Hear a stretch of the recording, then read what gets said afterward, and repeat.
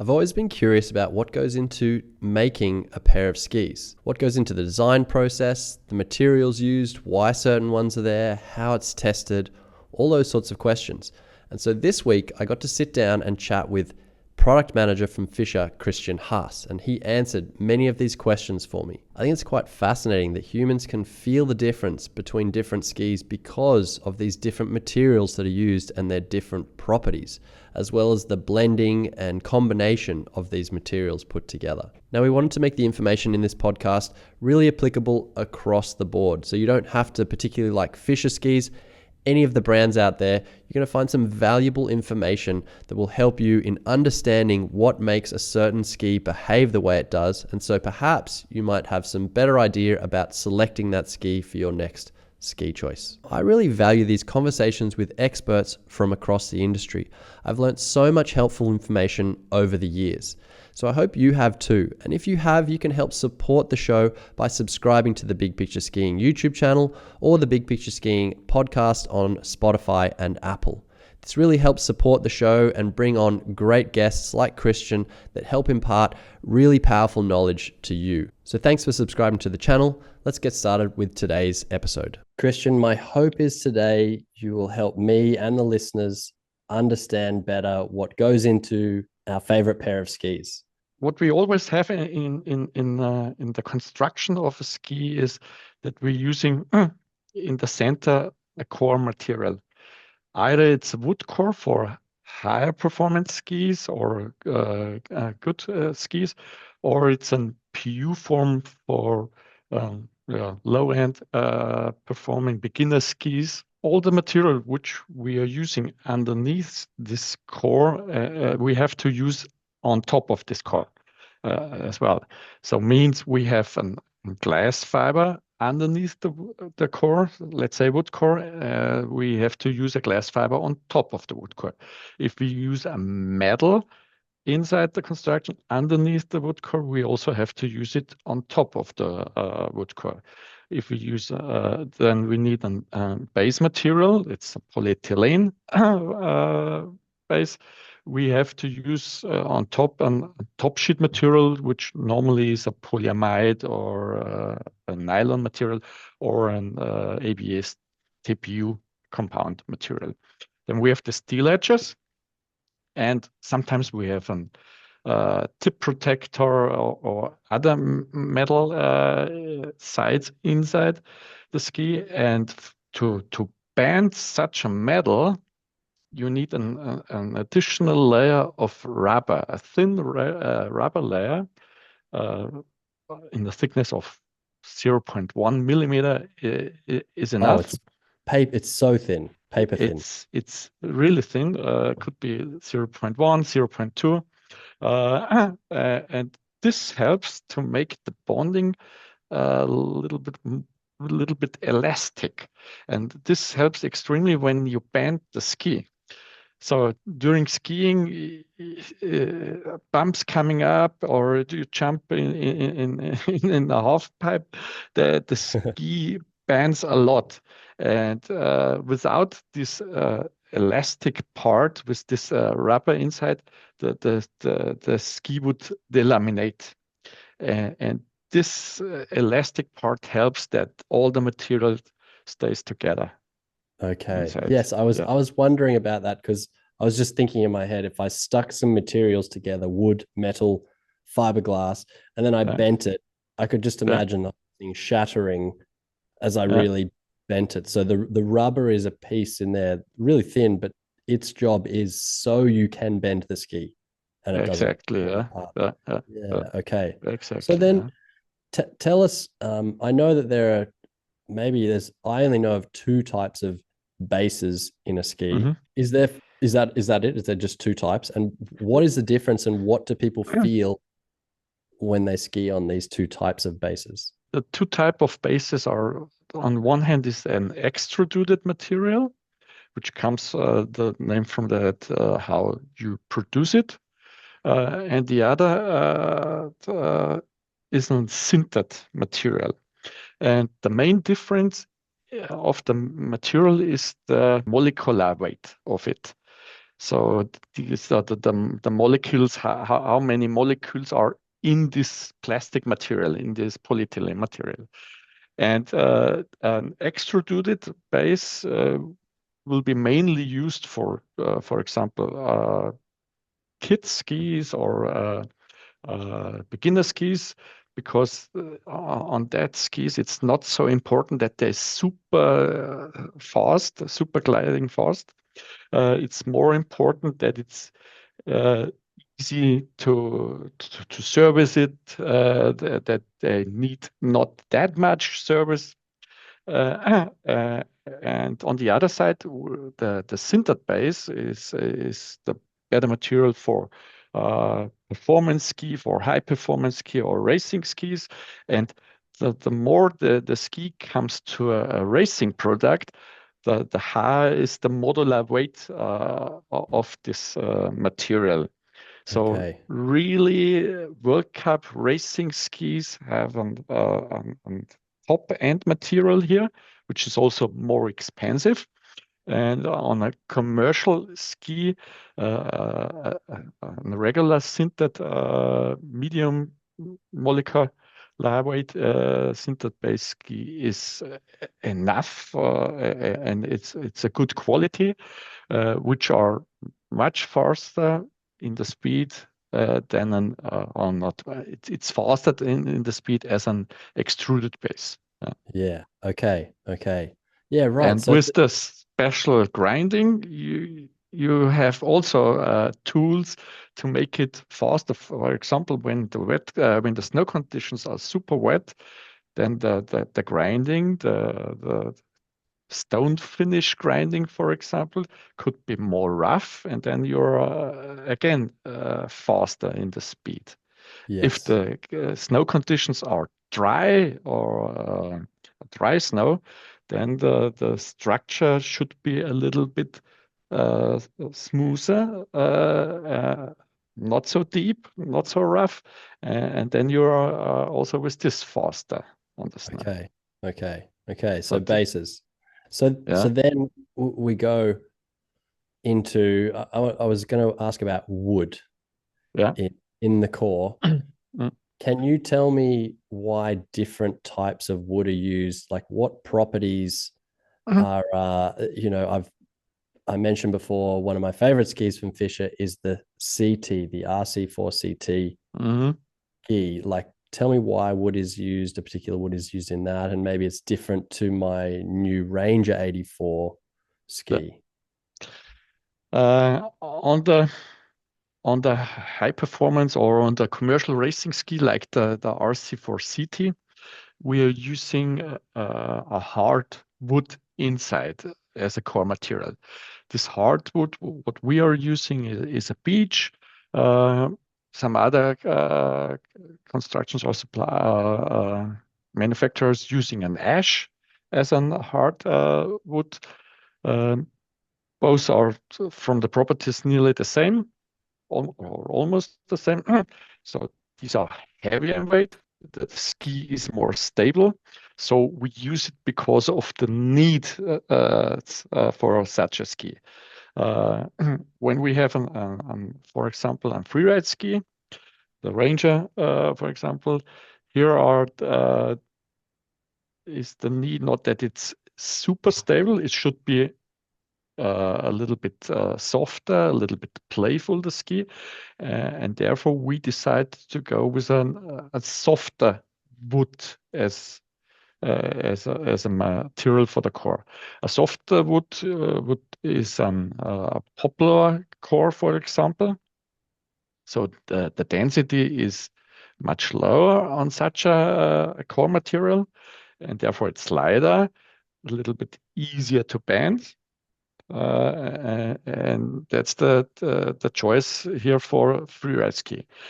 For mountaineering skiing, where the weight is much more important, we're using a lightweight wood core. Uh, Mainly, it's used for a mountaineering ski, Paulownia wood. Okay. And because the density is super low on such a material, but the stability is surprisingly good compared to the low weight. So that's why Palonia is mainly used for mountaineering skis. Yeah. Okay. And then we have the chance to make combinations out yeah, I was of going to ask. So, are yeah. there any skis you can give me an example of I might know that have combinations? Yeah, for example, on high performance skis like the curve skis, we are using combinations. So combinations out of poplar and some beech stringers uh, on the outer side, closer to the steel edge, because then you have more stability on the edge and therefore more edge grip. So it's always Okay. a question of the needs. What we Yeah. Because I uh, must say, so I've been skiing on that Fischer RC4 CT a lot, uh, and for my needs, because in Australia we often get melt freeze cycles. So if you want to ski in the morning when the snow is groomed well, it is probably really hard because it was hard. warm the day before. So I really like that ski. But then when I went to Canada, my friend Demelza, she lent me her uh, Curve GT 76. It Hmm. was exactly the same length, so they were both 175, and the radius written on it was pretty close, maybe zero point 0.5 of a meter difference, almost Hmm. the same. But when I skied this Curve GT, it just felt like it bent into the turn. It was a Yeah. far more effortless, less work. And it took a couple of runs. I was like, I'm just going to steal this ski for this trip to Canada. I had such a blast. So,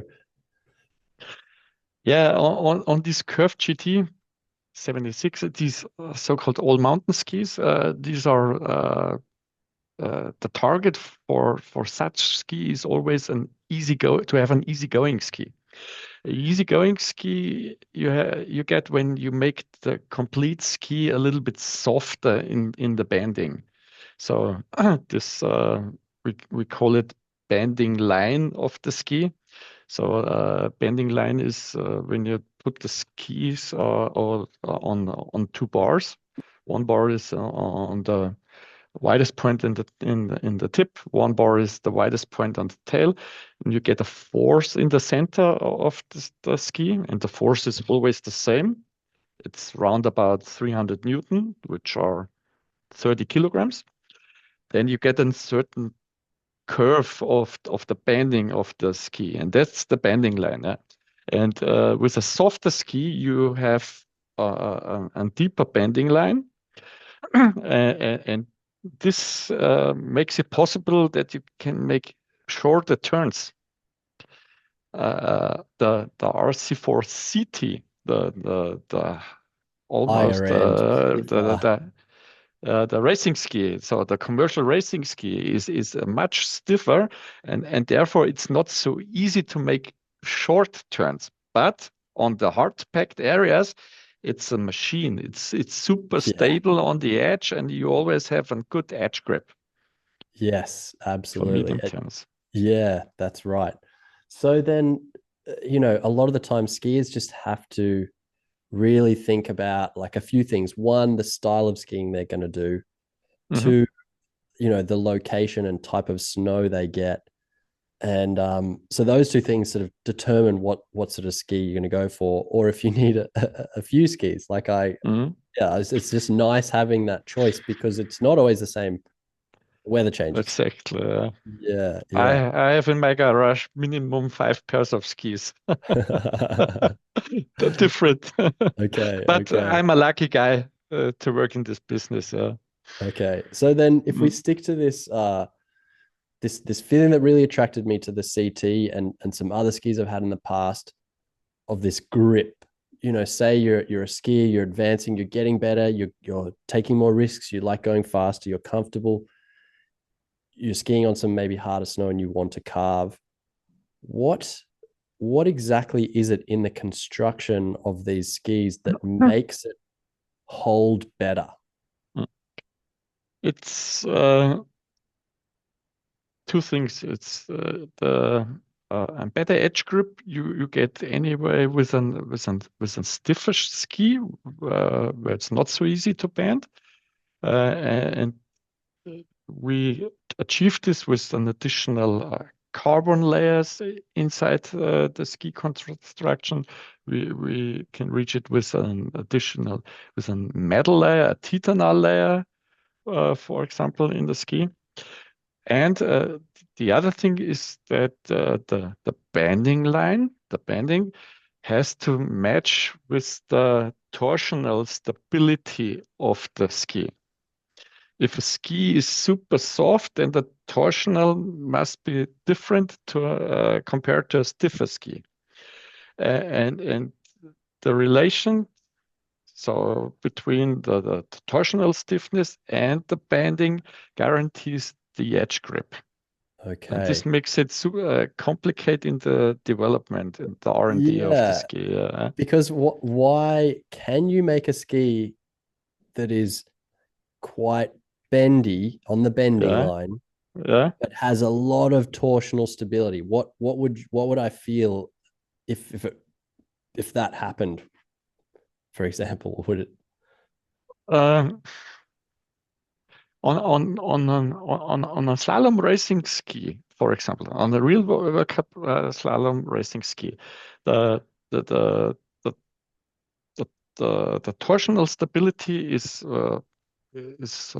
relatively high compared to a commercial racing ski, and the bending is softer than a giant slalom ski, for example. But this is because they need more radius uh, uh, to ski shorter turns. And also here, it's always depending between a racer, a real World Cup racer brings more power to the ski, more force on the edge, and therefore the torsional stability and also the bending can be stiffer to commercial racing skis or high performance skis.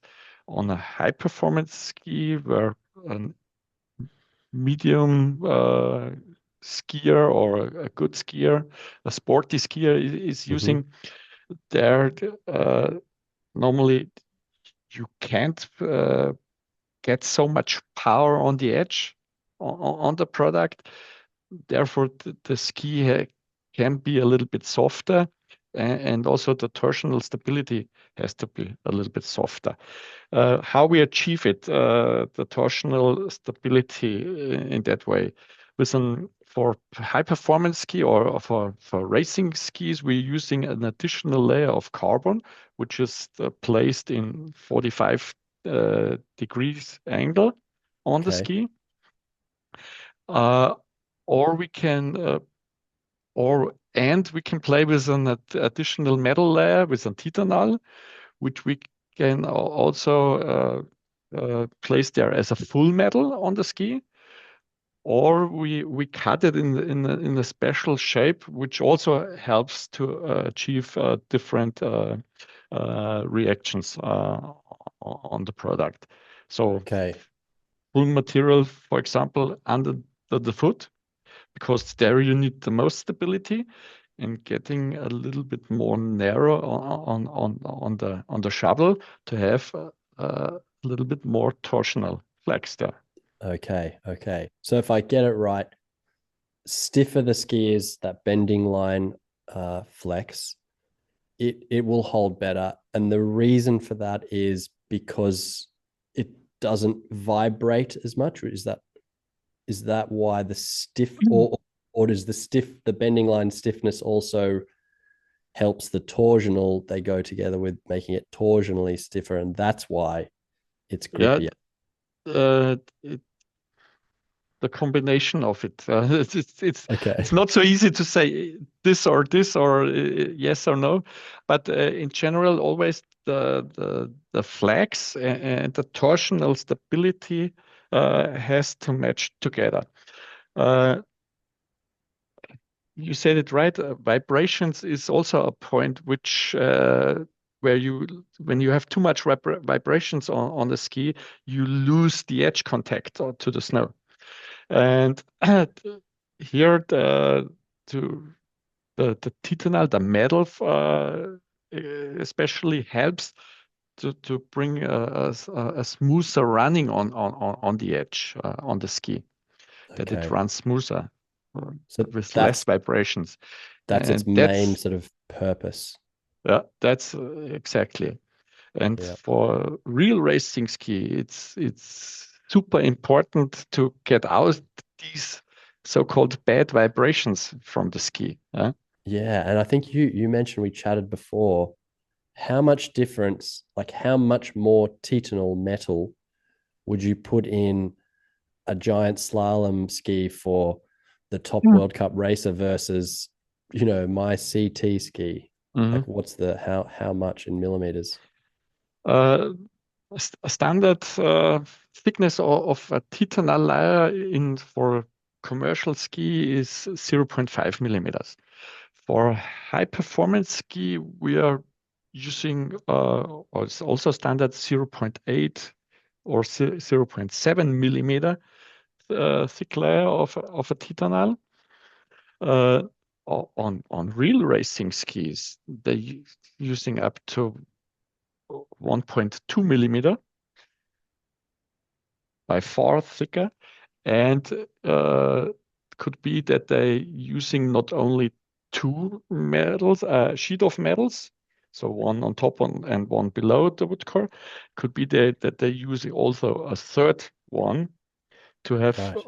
for example, on downhill skis, where it's super important to have super stability on the edge and on the whole ski. And each vibration you get on a downhill ski, when you speed down with more than 130 kilometers, can you kill you? Yes. So Very therefore, dangerous. it's super important to have here a super stable ski. And on some developments, they're using an additional layer underneath the binding, for example, because there you have the most pressure, uh, and also to have the strength against the pull out or of the screws of the binding. Yeah.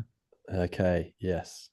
Right. Okay. So different thicknesses of titanal metal get put in there. It helps very much Mm. with the vibration stability, which can help with the Yeah. edge grip. Christian, how do you know so much about all these different things? What is your background? Because you know a lot about materials, you know Yeah. about the different products. Yeah, where did it all start? It starts, let me say, in a long time ago. So have meanwhile almost 30 years experience in the ski industry. And before coming in the ski industry, I studied in the university and engineers. So I'm an engineer, and I started the first 10 years was working in the R&D of snowboard and freeze ride skis and freestyle skis. And since 13 years, I'm with Fischer, and here I'm the product manager for the alpine skis, bindings, and therefore also responsible for the whole product. So means from the idea, what we need to the design, to the production of the product, to the right quality of the product. Yeah. Yeah, okay. Okay. And that's behind you there is the next line of Fisher products that people can't get it Ex yet. This is like coming. Okay, this is exactly. This is for the season 25-26, Yeah. which we are currently starting to producing the skis, samples, and inline models. And these the whole lineup, plus on the second line we have also the special makeups, which we're making for some key accounts and also for Okay. different countries. Ah, cool. So you've got that lineup. I suppose it now brings up testing. And I was wondering, you make this ski. How do you decide? How does Fischer decide? And is it an industry standard where the binding is placed on that ski? The binding mounting point comes out of the long time experience from the R&D, and it's more or less a formula when they're calculating the shape and the profile. The profile means the thickness of the ski. So it's thicker in the under the foot and it's thinner in tip and tail. And it comes out of a formula of this development.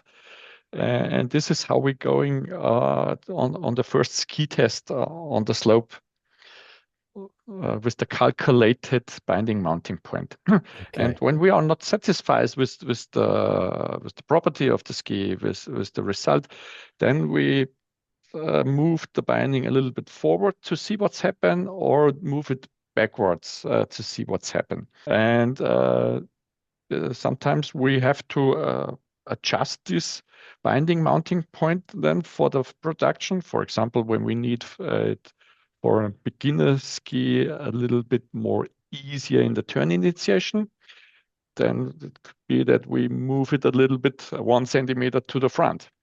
If we think we need more edge grip on the tail and more stability in the running, that it's running a little bit less nervous or more Okay. smoother, then we move it 1 centimeter, for example, to the back.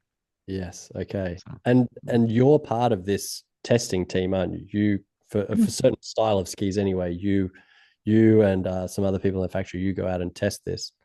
yeah, we are always 4 peoples normally for testing the skis. Every guy has a different opinion, yeah?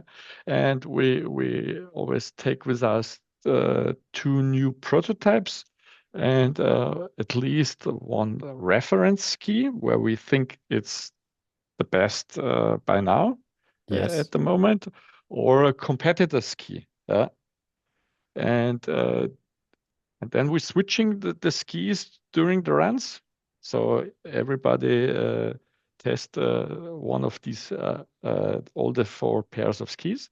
And after these runs, so normally one run on the slope for each ski, uh, then we discussing the outcome or the result of the testing, and then we Okay. decide how we're going on.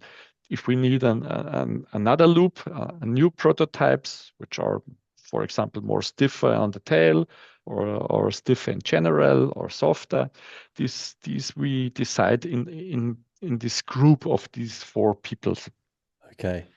Now, and do it's you know always yeah. there's there I've heard in general across the brands in the industry, Mhm. like some brands tend to be mounted a bit more forward, some brands center, some more back. Do Mhm. you find, because I'm pretty sure you would also test competitors skis and that sort of stuff, do you find there is a general thing? Like I've heard, like when I used to ski on vocal, as I would, it took me a while, but someone said move them 1 centimeter forward, or the race skis one plate hole forward. And Mhm. straight away, that ski felt, to me, I skied it better. I felt like I was in the middle of the turn, bending the ski in the middle of the ski. Do you find that there is this trend of different generalizations of positions, or not? Um, I think, or we think that there is not a typical trend there. The could be that on commercial racing skis, it's everybody try to make the skis a little bit more easier to in the turn initiation, but we wouldn't say that this comes only from the mounting point. Uh, our skis, you can compare the skis from the big brands, and they're sometimes the working on the same way, or they are all made for the same consumer group, and therefore the needs are more or less for every brand the same. Okay. But it could be that one brand has a different philosophy. Yes. That's a hard word for me. You got it. Philosophy, and therefore they tend more to have the more stable running on the ski. And we think sometimes it's for a beginner ski, it's easier when they have an easy turn initiation, which helps them more compared to a stable running ski. So because Yeah. they are anyway not so fast Yes. Okay. on the Okay. slope. Hey, just a really quick word from me. If you've enjoyed this episode of the Big Picture Skiing podcast or any of the other episodes I've put out, could I ask a small favor of you, please? Subscribe or follow on whatever channel you're listening on, whether it's YouTube, Spotify, or Apple. That really helps support the show and helps me bring on great new guests so I can share that information with you. All right, thanks very much for helping me out. Let's get back to the show. With other types of skis, you Mhm. sort of mentioned free ride skis like the Ranger, big, powder all mountain skis. The flex properties change, and so how you use the materials change. Mhm. What about in terrain park skis? Because they're sort of again used a little bit differently. Is there anything you guys do there that's different from others with your terrain park skis? On real park skis, we are entering this segment. We did a relaunch on this segment with our nightsticks 2 years ago, and we come up with a construction which makes us different from the others. And this construction has an additional layer of titanal in the ski construction, but not on top of the wood core. We do it only in the binding area underneath the wood core, close to the base. And the reason, therefore, is when the rider's jumping on a rail, this is the most impact you can get on a ski, is that there's the danger to break it. Yeah. And with this additional layer, which is very close to the point of the impact, you can give the ski more stability. And that's why we have there an additional TI reinforcement, how we called it. Uh, but we are working in general a lot with different usages of the titanal in the skis. For example, on the freeride skis, we have a titanal layer which we call shape TI. And this is also different from the ski to ski. We have wider skis where we're using a titanal layer mainly under the binding area, because there we need a super stability, but on the shovel, on the area in front of the binding and behind the binding, we need a playful ski, and therefore we make it on wide ski only in the length of the binding area. Yeah. When we have narrow skis, like 90 millimeter waisted skis or 96 millimeter skis, we extend the titanal on the edge side. So on the other side, then it looks like a fork. So Yeah, I'm we looking have over at my Ranger 96 is there, and I can see it. It's sort of from the it's binding up to the tip. It's close to bit over halfway. It's kind of is extending up at it, but yeah, it has and this fork. It doesn't. yeah, Yeah, it's not the same shape as the ski. It's almost, if it was exactly. not on the ski, it would look, yeah, like a strange shape. And we make it this shape specially to the needs for such a ski, because the freeride skis, which are between 90 and 96 millimeters, they are more skied on hard packed snows. And therefore you need more stability on the edge, and that's why the titanal is there longer and it's close to the edge. Yeah, And I the could other I could models in really between. yeah I could really feel that. I skied that ski in Canada, the Mhm. Ranger 96 in spring, so going through that melt, free cycle. In the morning there was hard snow, and in the shade it was harder snow. And that ski carved. That was the first time I had some wide open runs to ski it, not in powder, but it was very impressive. I actually liked the feel. It felt very easy to make a nice long carved turn, very smooth. Didn't kick me too much. But then this season in Australia, I skied a little bit on this new Ranger 84. Yeah, that has no metal, correct? Exactly. The Ranger 84 is, think it's more a beginner freeride ski, super commercial, and therefore this ski has no titanal because it will be used mainly on piste and as an all mountain ski, but the user, the target group, will not be so much powerful skiers than on commercial racing skis or high performance skis. And that's why this is the model which we have without titanal. But the general idea of this shaped titanal on the Rangers between 90 and 160 millimeter waist is that the wider the ski, the shorter is the titanal, the more playful is the ski. Yes. The more narrow the ski, the longer gets the titanal, the more stable is the ski, and therefore more precise the skiing on the edge. Yes. Okay. So then, is there a ski you've found over the years testing that has been your favorite? So, from the design was there, all on paper, the ski got built, and then you finally got to ski the ski and test it, and you went, wow, that is a really good ski. Is there one that sticks out?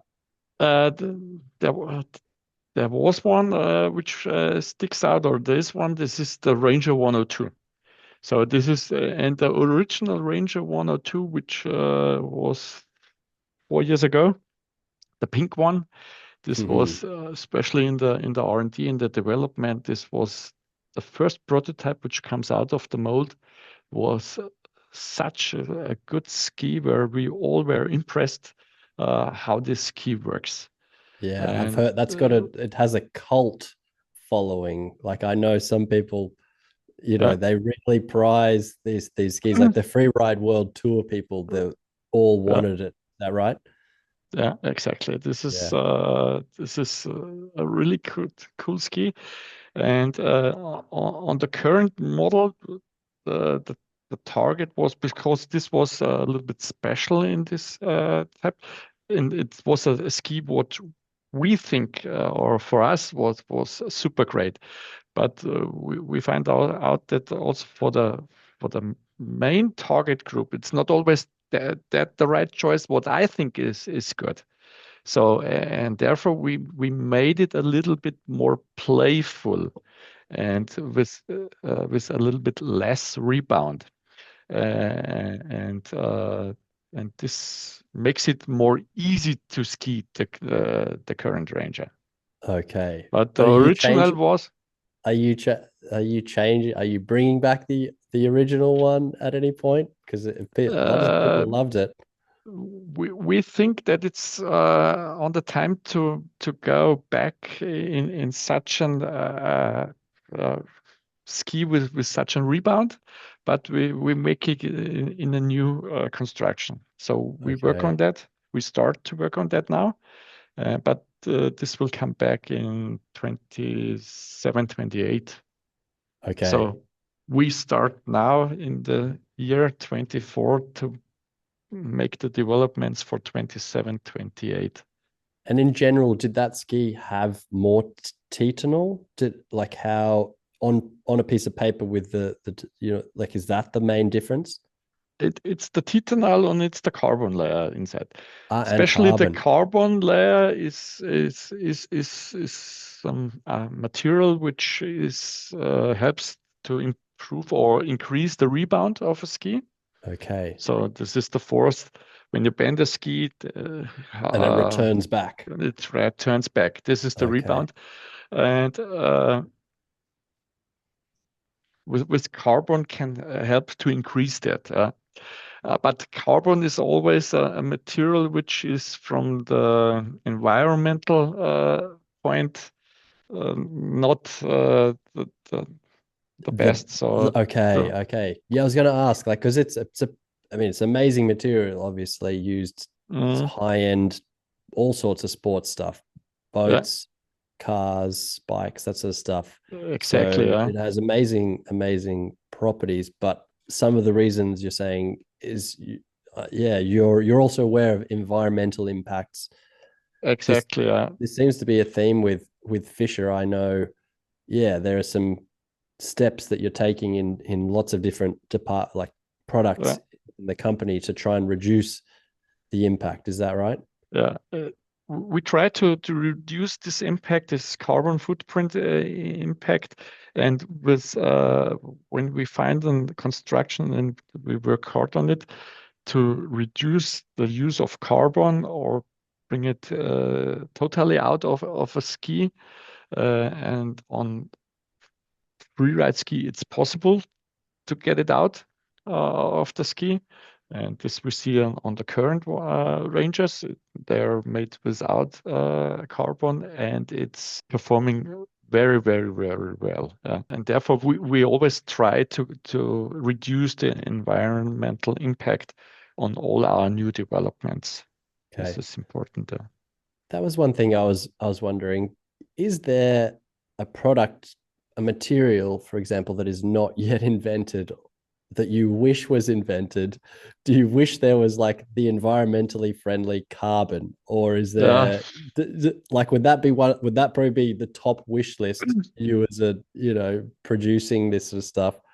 Like what's missing? Like what's going to be next in technology in skis that makes a difference? Carbon is a good point. To use recycled carbon. This is also what we are working currently on. Okay.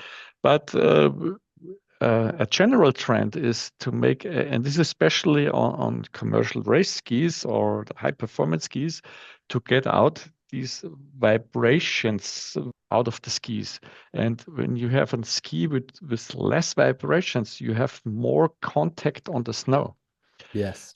And because of less chattering of the ski, and with more contact to the snow, you can do earlier the turn release. You can make smaller turns and therefore fast accelerations and faster in speed. Anyway, so we already developed such a technology for our real racing skis, and this will come for 25-26 season also in our commercial race skis in What's the it called? RC4 line. And this technology is called noise technology. Okay. Because the idea comes from the musical industries. On violins or guitars, they're using a special structure of wood inside and the additional structure to reduce the vibrations to get this clear noise, this clear sound. That's why noise technology. Okay. Another example, how we use it or how we make it is that we bring a certain structure of a weight on the ski. We have a calculation for this structure, and we print it underneath the top sheet foil. The top sheet foil is printed with the design, and underneath we print, and this we do by a screen print, a color with metal parts inside. So, and this print has just a weight of 5 grams, for example. Over the whole ski? On the whole ski. And this is not much weight, but this small weight can reduce the vibrations. Have you got about a percentage you've sort of found it reduces it by? Or? Yeah, it's you can feel it. You can feel it. The difference. And for example, As to have a better understanding, when you driving your car and you have vibrations in the cars, sometimes these are coming from the wheels or mostly. So on the wheels, so on the tire, how you can avoid these vibrations, you get in the garage and they put a small weight, a few grams on special places, and then the vibration going out of the cars, of the Yes. whole system. And Yes. this is exactly the way how we do it on the ski. We place a certain weight, a small weight, a few grams on a certain place with a structure which we print on it on the inside of the ski, and this helps to reduce the vibrations and make the running more smoother. So Wow. because when you use, you also can reduce the vibrations with a layer of rubber in the Okay. ski. But that's But heavy. Yes. Or first of all, it's heavy, yeah. Yeah. and the second part is you still have the vibration in the system, but you try to break it with an additional material, but you don't get it out of the system. And this dampening, reducing the speed, the possibility to be fast with the ski. So Okay. It's sort of dampening like with an there's a point, like if you dampen it a lot, you get no feeling in the ski and just it's dead. It's sort of you're not losing the lively. rebound Okay. exactly, and it So it's trying to feels find this bad. balance, take Hmm. some vibration out to get a smoother ride, but not take Hmm. it out. So you still get this rebound and liveliness in the ski. And okay, Exactly. 5 grams, that's insane. Who comes up with this? Have you got like who in the company? Like how did they? Because this must be a thing. You have to innovate. You have to find new technologies, Yeah. and you found this from music, from instruments. When you want to be good in the job, you have to live it. First of all, you have to be a skier. You have to be in the market. You have to ski in different places of the world, and then you have to be interested in other things and looking how they solve problems. Yeah. And what, for example, what skyscrapers. They need an stability against earthquakes, that they do not break and fall down and crack down. So what they are doing, they're placing also on a high point where they have the most vibrations, an additional weight, for example, and this weight helps to reducing these vibrations. Okay. For example, the Taipei 101 in Taiwan, they have a metal ball of 6 tons on strings on the 90th floor, for example. Wow. Yeah. And when the earthquake comes and the skyscraper bends, then it always be a Opposite. little bit Yeah. contrary, Counter to yes. Okay. counted, and stabilize the whole system. Yeah.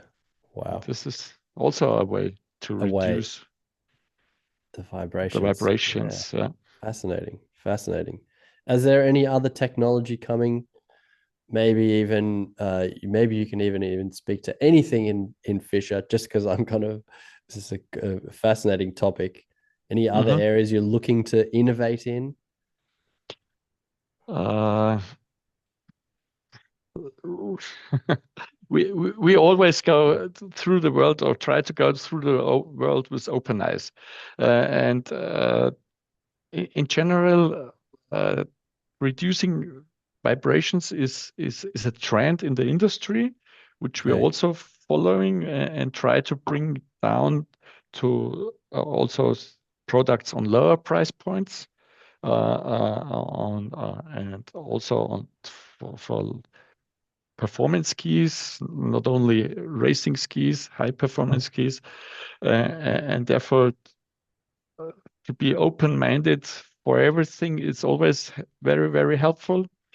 And we working a lot with vibration reducing and with this shape TI at the moment to achieve these special needs for the different target groups, for the different models. And that's Yeah. the Oh, main that's thing. right. The other thing that's maybe a little bit unique, I just remembered, was the different radiuses, because in a race ski, FIS says you must have this radius or you cannot Exactly. race that ski. It has to have standards. But skis for you and I to go and rip around and have fun, you can play with that. Maybe finally, you want to speak to this triple radius, because I don't quite understand why you would bother. Why don't you just have this 15-meter radius in the whole ski? The races do it. Why don't we have it? Okay. Yes, you're absolutely right. On FIS skis, there's a rule. Slalom ski has to be this radius of 30 meters and from the tip to the tail. On our commercial skis, we have the chance or high performance skis, to make working with different shape, and we call it the triple radius. And with the triple radius is that we have in the shovel a shorter radius for an easier, faster turn initiation. Then we have a bigger radius underneath the binding area. And a bigger radius there guarantees more edge grip, because you have more stability in this area. Yes. And on the tail, we have again a shorter radius, which helps to accelerate out of the turn, speed up, and because that makes fun during Yes. skiing. Yeah. Yeah. And that's the triple radius. Then we Okay. developed it in a way to make it more radical, that the turn initiation is more radical. Yeah. So mainly the first part of the radius is the main difference.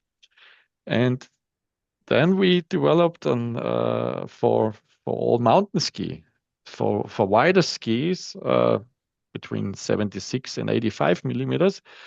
They are not always skied on hard packed areas. Sometimes they want to get it easier to ski. Sometimes they want to drift in the turn Yes. before they start with the edge grip, and therefore we make it the other way around with the radiuses. We have bigger radius in the shovel and medium radius under the foot, and again a bigger radius in the tail. So this is then the easy going triple radius. Right. Okay. For wider That's skis. Yeah. Okay. Yeah, that makes sense. That makes sense. Do you know what? It's really interesting that you mention even just the grip underfoot in that still a turny ski. The curved skis are quite turny, but having it straighter under the foot, it is really noticeable, because I know when I ski a GS ski, making short turns, like the Austrian style short turns on a GS ski, the skis just grip better than my slalom skis, which are just as narrow underfoot. But because there's more shape in the FIS slalom ski, they just don't, like, there is this subtle difference in how you're saying, just the stability, because I guess it's trying to turn and then there's more chance it twists off the air. So yeah, that's quite interesting that this is in the curve. Yeah, and sometimes for the top curves models, we are using an additional carbon layer. We call it carbon bridge, and this is only carbon across the ski, so means in 90 degrees positioned. And this is in Not addition in diagonal, the not not the diagonal. 45. It's only across, and it's only in the binding area. And we have it on the top model out of carbon. This is the carbon bridge. On the mid price, it's a fiber bridge. It's a glass fiber. Yeah. And this helps again, in addition, to have more grip on the binding area. Okay. Yeah. Which is the point you really feel it. You want your foot Exactly. to not slide out. Yeah. Okay. Fascinating. Fascinating.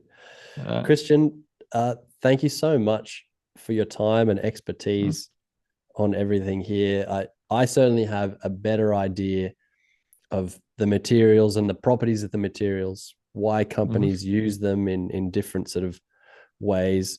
And then a little bit of insight too into some of the different technologies and things that Fischer does. So I really appreciate your time sharing all this knowledge. And if people are interested, they can, if they're watching on YouTube, they can leave a comment below about something, ask a question. We can check back and hopefully answer that.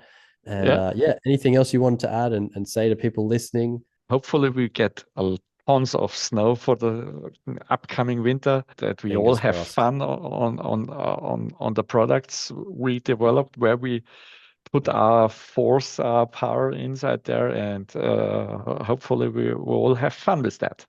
Yes. Yeah, I too. Yes. Lots of snow. Really wish for that. Fantastic. Thanks again for your time, Christian, and we'll catch up later.